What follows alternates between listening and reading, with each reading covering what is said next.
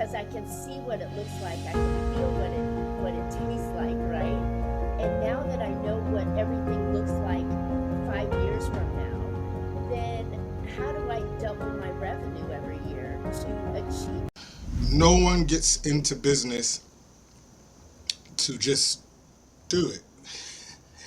We all get into business, if we are in business, to yield some type of profit. That's the dream, right? To take our ideas, to bring them out to people, whether they're physical goods, emotional goods, intellectual property.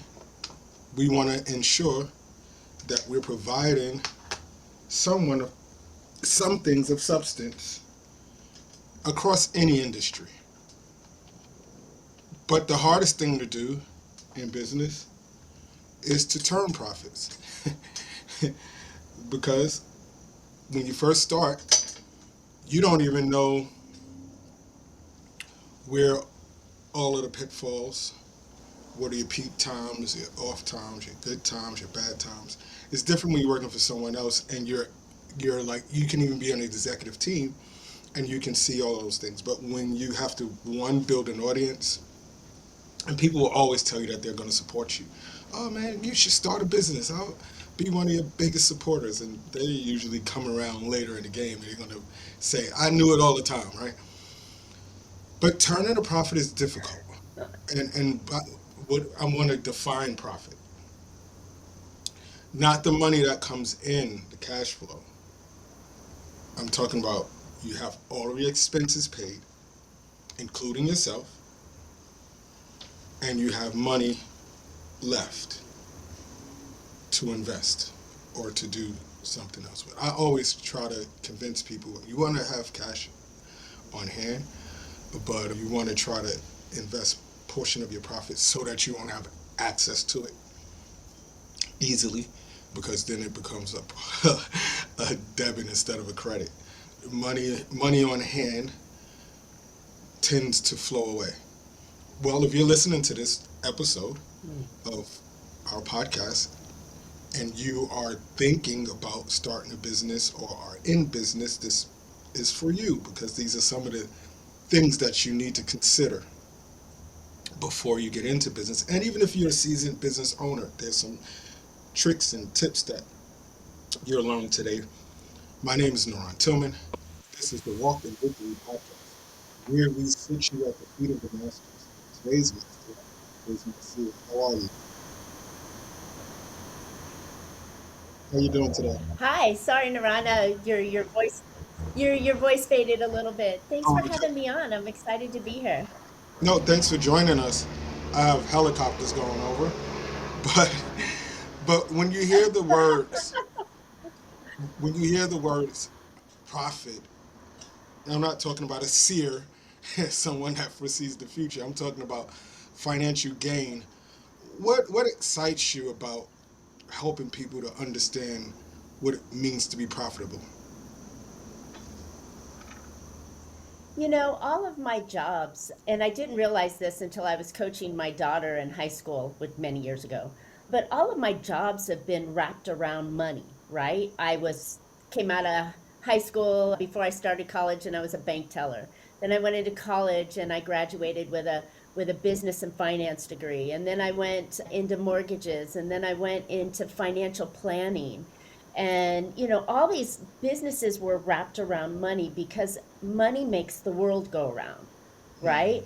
We need money to live every day. We need money to do the things that we're called to do. And money's good, but it's energy, right? And so I was attracted and pulled towards energy. And I think that that's something that a lot of people forget about, right? They think that they can do something and it will happen. But it takes a real skill to be able to turn your passion or your work or your desires into something that can feed the family, feed your goals and desires and your wishes to help and do the things that you want to do. It's that tool. And I think the biggest thing that really attracted me to it is that in all of those instances, we're taught how to live and do our job, but we're never really taught how to manage our money in a way that allows it to multiply, whether it was in my financial advising career or it was in my mortgage origination career way back in the early mortgage days, and whether it's now how I help businesses to increase revenue and drive growth so they can eventually sell their company and recoup some of the money and the investment that they put into it. But yeah, it's always tied around that missing training that we didn't get in school. We learned how to balance a checkbook and kind of look at a balance statement if you took accounting, right? But nobody really teaches you how to look at a business and truly make money from it. Let's talk about first the preparation to sell the business. Most people Sure. hold on and they hoard the business because it's their dream, it's their passion. They want to give it, hand it off to Baby. the, it's their baby. It's my thing, right? They want to Their hand it off ugly to, child.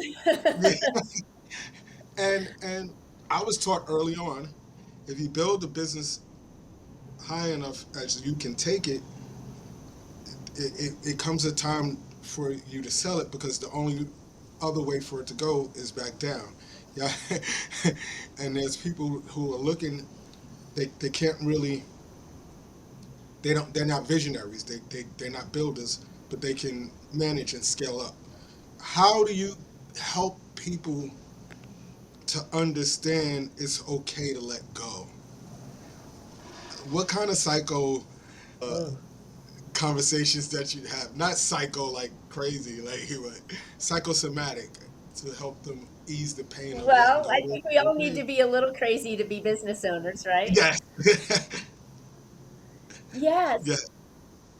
So interesting. I'm a firm believer that you start day one, right? So when you're building your business, you should think about the end in mind. And most of us invest our blood, sweat, tears, nights, weekends, savings, our paychecks, our lifestyle into this ugly child, our business, and we're hoping that we're going to recoup.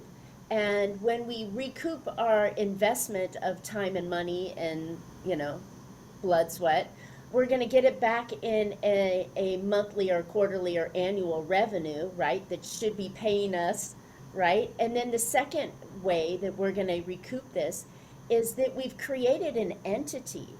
And if we do this well from day one and think about, well, if I do this, this is going to increase the value of the company whenever I decide to sell it or give it away or legacy it to the kids, which nobody wants. Our kids don't want what we wanted, right?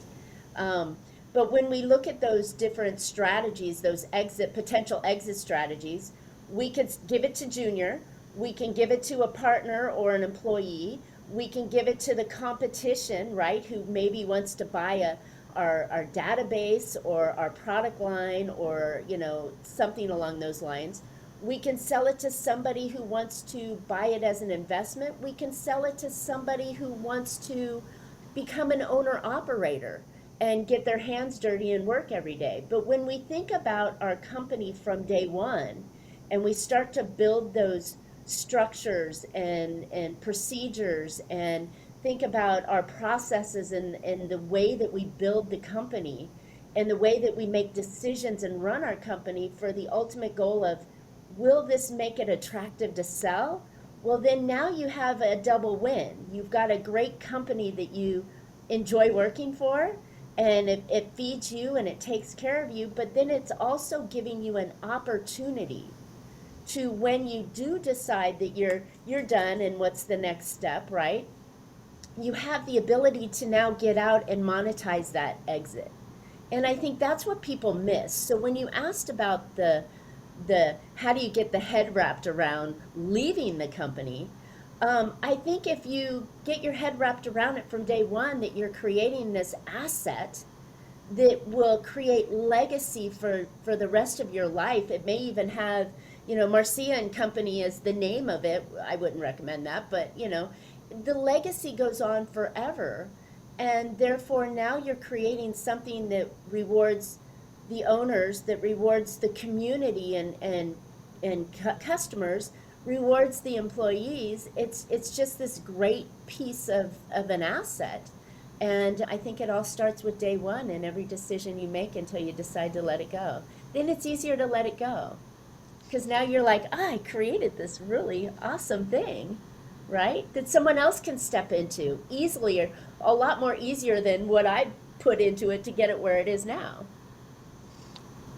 You refer to money as energy, and I love that because it is the currency. That's the whole thing, right? And the flow of currency and Just the a piece way of that, paper that means nothing. yes, yes. But so many people overvalue it, right? But when we talk about mindset, now we're talking about profitability again. What are some of the mindset shifts that an entrepreneur has to engage in order to reach that level of profitability? Because, and I'm gonna give you the reason why I'm asking you this. Because we can fall in love with,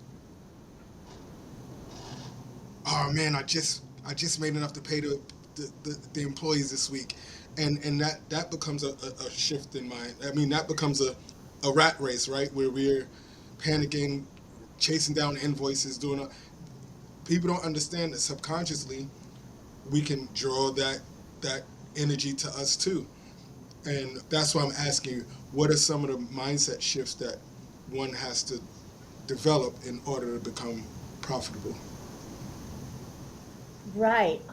I can only rely on the my mentors who have given me, tools to help me shift in that manner. But one of those is, and I believe this, right? If we live in today, then we're going to be trapped in that rat race, right? But if we run our business and think in the mind that I'm already where I want to be, right? And I can see it, I can feel it, I can taste it.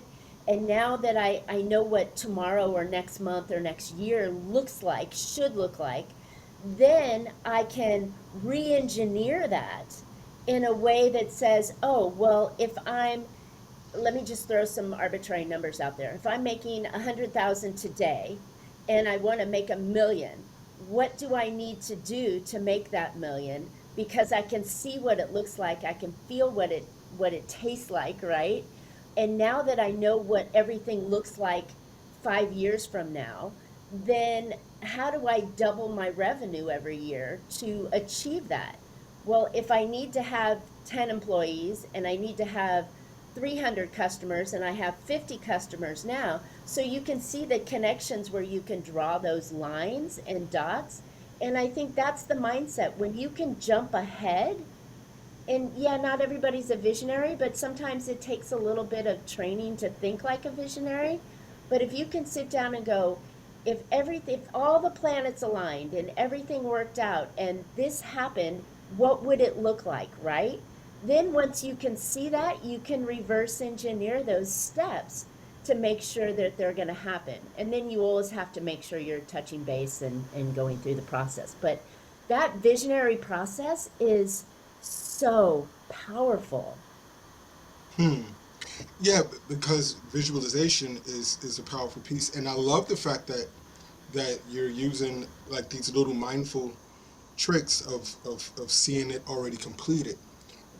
When you're in it on a day in day out basis, all you're hearing is the complaint of the customer, the ringing of the phone, and that becomes your thing. Now you become a slave to those daily pressures because we don't really see where we're heading towards. We're navigating this entrepreneurial journey without any scope or end in mind. Well, that's a really good point. One of my other mentors suggested that you block out because you have to chase customers and put out fires and handle the things that need to be handled, right? That's day-to-day business. But if you block, say, and I block Friday afternoon from 3 to 5 p.m., and I say, this is non negotiable business growth time. This is where I get to sit back and take off my founder head hat and put on my CEO hat and think about what do I need to do to improve my business. And that's where we can then block off that time. And I see it as valuable, so I try not to put other things in it. But that's the time that we have to shift and kind of be with ourselves and write out our plans and our dreams and look at, well, gee, do I need to invest? Do I need to invest in myself? Do I need an employee? Do I need, what do I need to help me achieve that goal that I'm looking at on that Friday afternoon? And if you can only do it once a month, that's better than not doing it at all. But if you can do it once a week, then you kind of wrap a bow around your week. You get ready for Monday with a bright mindset, or if you're like me, you work Saturday and Sunday sometimes. You can take that rolling from there. So I think it's making it a priority to have that visualization and that planning time so that you can grow your company. And we're not talking market domination and Amazon. We're talking about a something as simple as a 5% increase over last month or last quarter, right? We're looking for incremental little changes that you can do in your business that means that you're moving forward. Because if you're not moving forward, you're actually losing headway due to inflation and competition and everything else. So I teach my clients incremental changes so I don't shake up the house, but they're little ones that says, I moved forward. And that's a win. Yeah, I was just about to say, talk about the psychology of that feeling that win. How does that Uh, affect us going forward? It's the momentum, right? So think about when you were a kid, right? And you got an A on your exam. You worked really hard for it. How did that make you feel? You felt so much more empowered to do more, right? Or you swung the bat and you got to second base instead of first base and out, right? These kind of wins, little wins, create confidence. And confidence allows us to take a little bit more risk or step out of our comfort zone to do more, which is required to to have growth, right? And it doesn't mean one more call and one more time, but maybe it's more efficiency, right? Maybe it's that more time off, right? You wanted to have Friday afternoons off. So that means you have to be structured during your week and get all your things done. So more doesn't always mean extra. It just means that more of what you're looking for, which is And profitability in my mind. yes, and profitability doesn't necessarily have to equate in finances, right? Because we can become more profitable in making time for our family and seeing our business from a different perspective. You said something, and as you said it, this resonated with me. The confidence piece. As an entrepreneur, confidence is vitally important. But sometimes we make decisions that cost us profit, and it's hard to pull that trigger again. How do you help people overcome? Learn lessons. Hmm, expound on that. Yeah, learn lessons. I mean, you know what? I, I, it took me years to get out of this mindset that said business is hard because I made it hard, right? Hmm. Um, we learned if it was easy, everybody would be doing it, right? And everybody tries, but we all know that a small fraction of businesses survive the 5 year mark, let alone the $1 million mark. And if you extrapolate with the fact that less women and less people of color even or even less in that number than others, so we make it as hard as we want to make it, right? But there are always going to be lessons along the way, right? Because if I don't touch the fire and get my finger burned, I'm not going to know what it means to stretch out of my comfort zone. And I'm not going to challenge or push the envelope on what I can do, what my team can do, what the company can do. So you have to try. And if you try, I don't know who said it, but it's better to fall forward than to fall backwards. So if you Yeah, keep falling, but you're falling forward, maybe you're making inching your head, you're inching away each time. You're still falling, but the challenge is not the fall, it's the getting up and doing it again. yeah, God, I'm such a yeah. philosopher today. Well, you gave us one great tip about marking out some time to think about the growth of the business and seeing things for it. What's a second thing that jumps out to you, especially with all the talks of inflation and scarcity and all of these things that are trained to train us to move from a place of fear? What is another jewel that you can drop to the audience that they can apply? I mentioned it briefly. Change scares people. Fear, like really, like nobody wants change, nobody wants taxes, right? All those kind of things. But if we look at micro improvements in our business, and we have to constantly evolve in our business, right? Because our competition is evolving, our buyer is evolving. Look, we live in an environment right now where we want something yesterday, we want it delivered for free, and if I don't like it, I can take it back. And we're in this kind of economy where buyers are making their buying decisions based on data that they've researched or trolled, right? And by the time they come to you, they have narrowed it down to maybe two or three choices. They have figured out they had a problem. They figured out that there was a solution for the problem. They figured out that you could solve that problem. And now they're looking at, am I buying you because of your morals and community value? Am I buying you based on price, or am I buying you based on quality, right?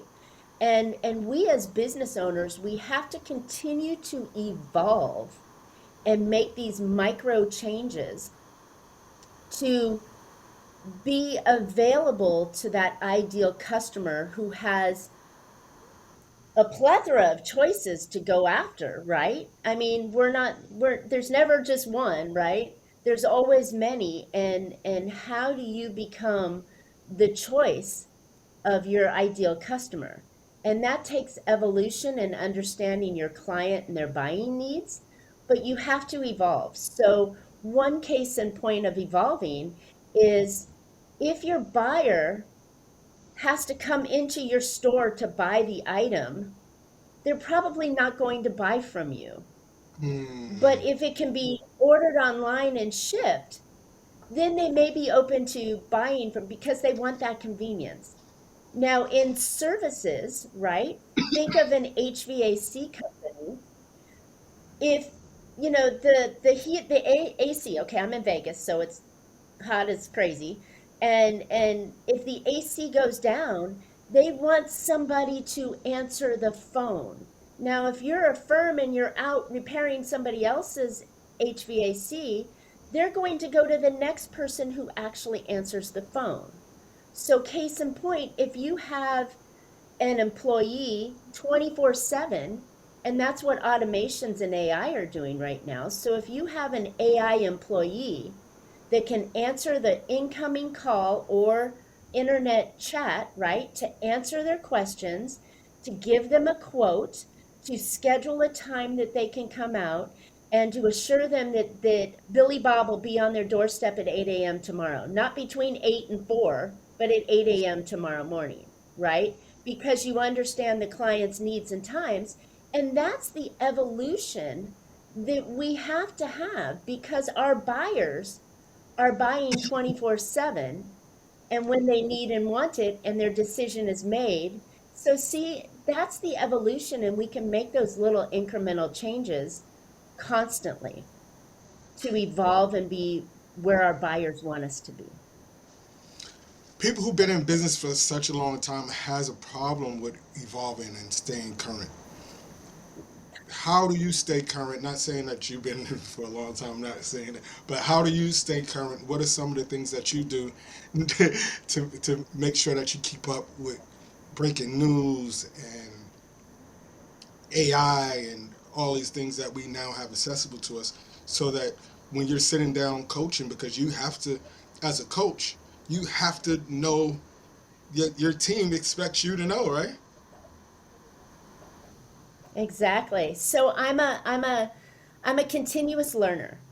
Mm, And I think that keeps my brain flowing, right? Because your brain's a muscle. So you got to keep that going like the rest of your body, right? So I'm constantly learning. I learn from things that excite me and keep interest and try to stay with the trends. Like I do have a little bit of that shiny object syndrome where, shiny things over there may drive me in a different direction. But I think here's the piece that's really important that I think your audience needs to hear. Nobody in business is on an island.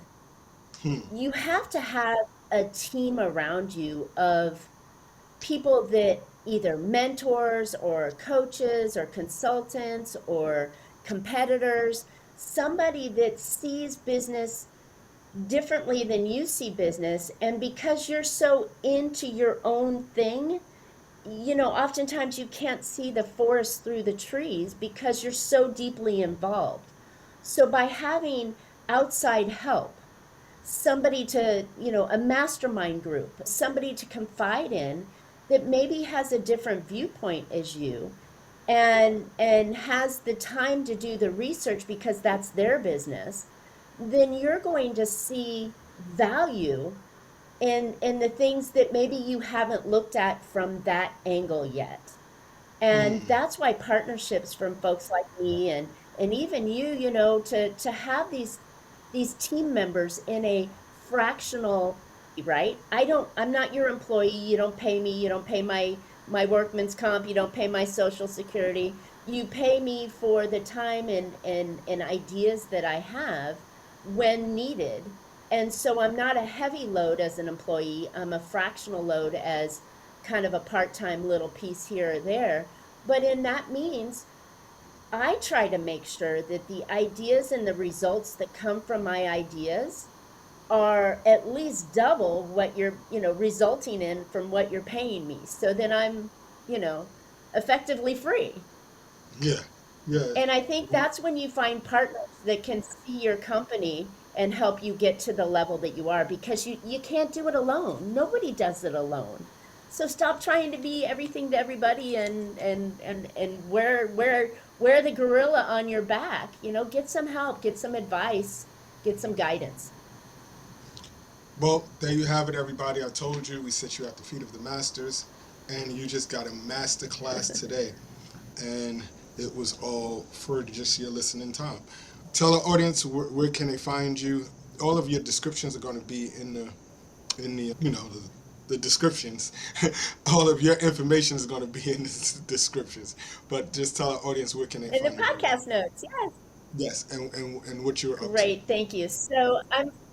Yeah, you bet. I'm Marcia Riner. My company is Infinite Profit, and I have a sub company under that called Profit Booster Growth Agency.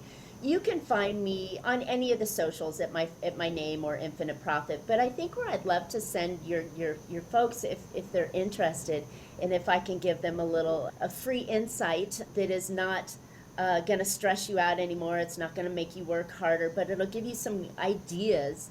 If they go to my site, profitbooster.biz, B-I-Z, then I have a little growth map that they answer a couple of questions.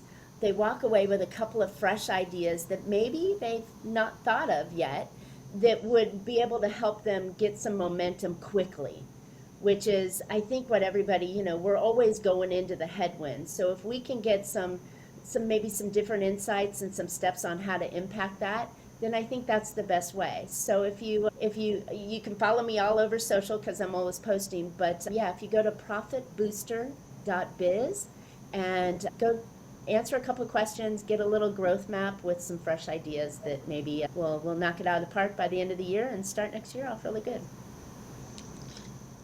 We don't ask you for Cash Apps, Venmos, or any of those things, but what we do ask is that you support our guests. That's your currency to us. That you hit like, that you hit subscribe, and if you're listening on a platform where you can leave a comment, that you leave a comment, because those things help us to score higher in Apple, and it pushes our podcast to more visibility. We don't want these conversations to be like trees falling in the woods, being unheard. Exactly. Don't walk with your head down. Don't walk making excuses. You don't have to walk alone. Marcia is now a part of the Walk in Victory family, and together, let us all walk in victory. Peace.